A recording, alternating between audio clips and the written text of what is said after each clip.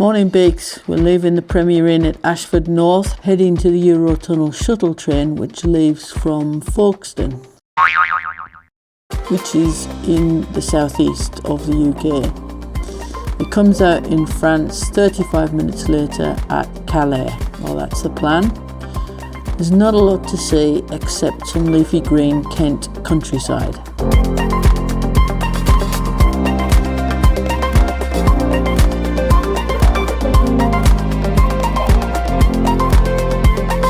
It's just a case of turning up at the train station and joining the queues. There's no quick solution even for motorcyclists. Sadly, everyone has to queue up.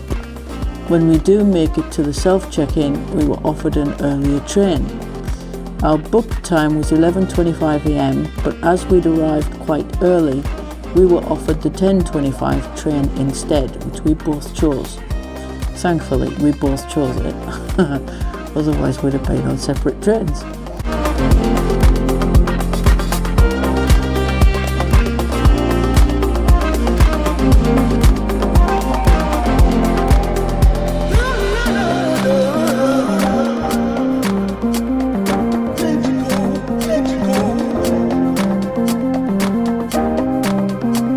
After check-in, we stopped at a kiosk so they could check we were both booked on the right train and on the right day. And then we were told to move forward to the UK passport control. After that, to move forward to French passport control. Then it was more queuing before finally boarding the train.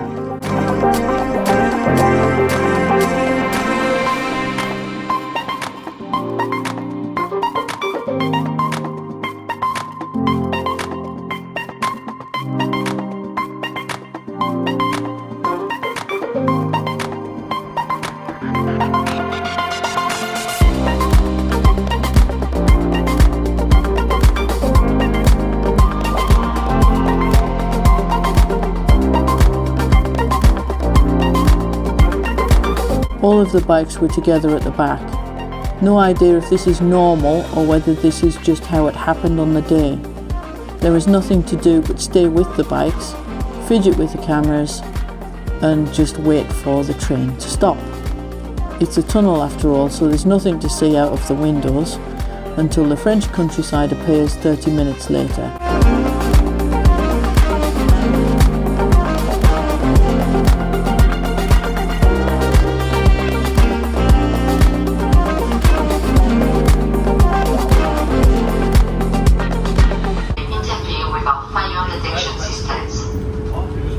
You find safety instructions located along the side of the train.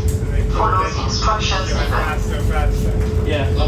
En laissant vos affaires dans votre véhicule. Merci de votre attention et nous vous souhaitons un agréable voyage à bord de notre train le Shuttle. Bon voyage.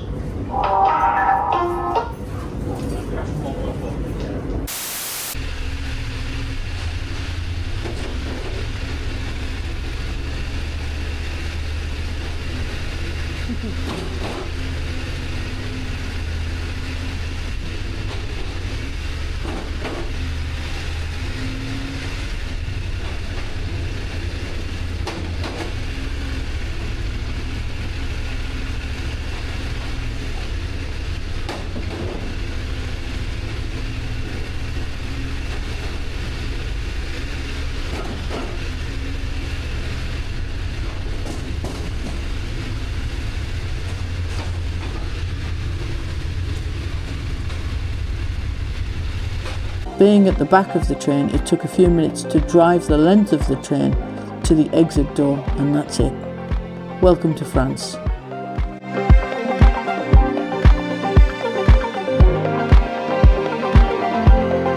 No further checks or customs, just off we go towards Belgium.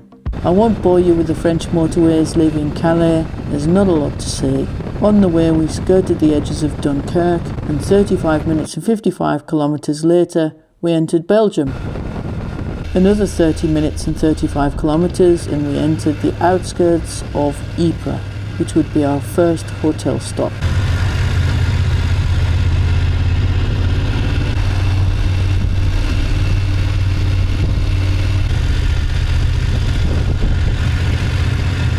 Oh look, Cobbles, my favourite. We wind our way through the city and over the cobbles looking for the Albion Hotel. I've chosen the Albion as it has a secure motorcycle parking area and it's an easy walk to the centre of the city for food and to get to the Menin Gate.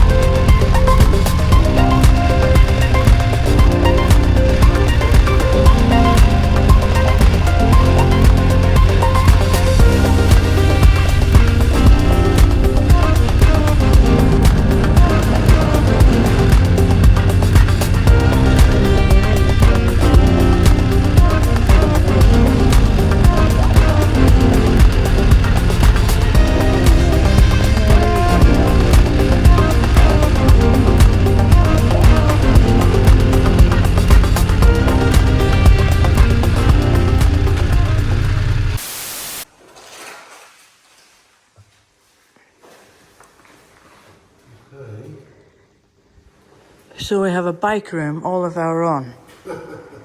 Took some finding.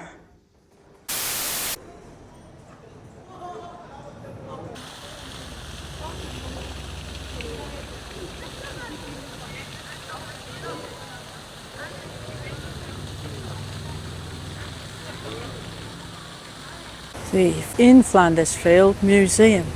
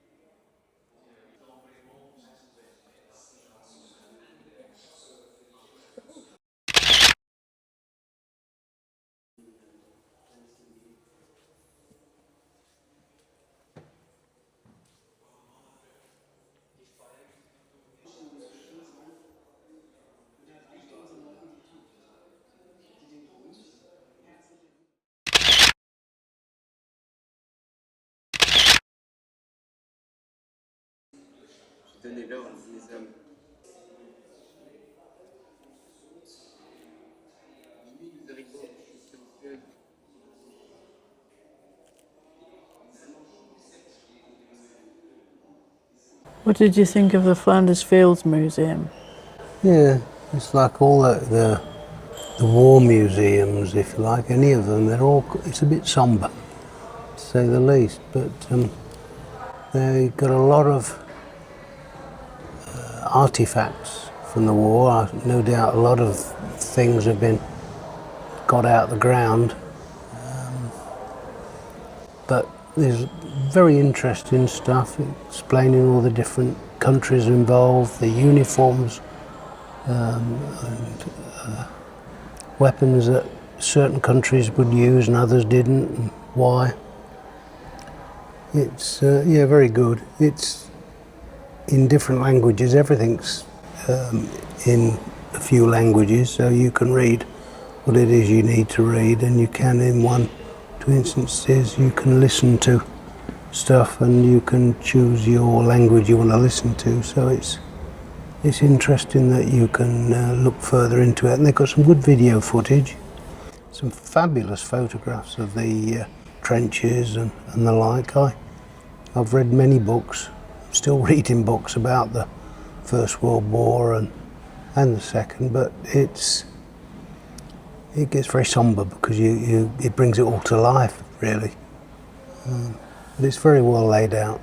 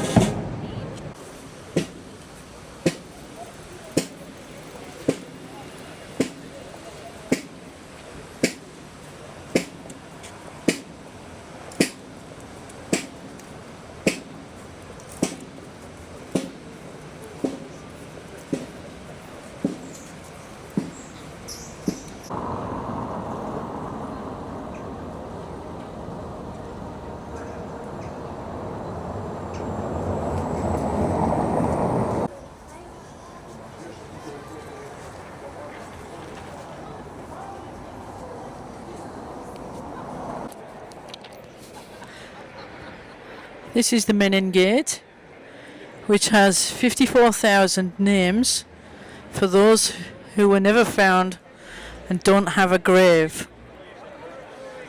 British and Commonwealth World War I soldiers.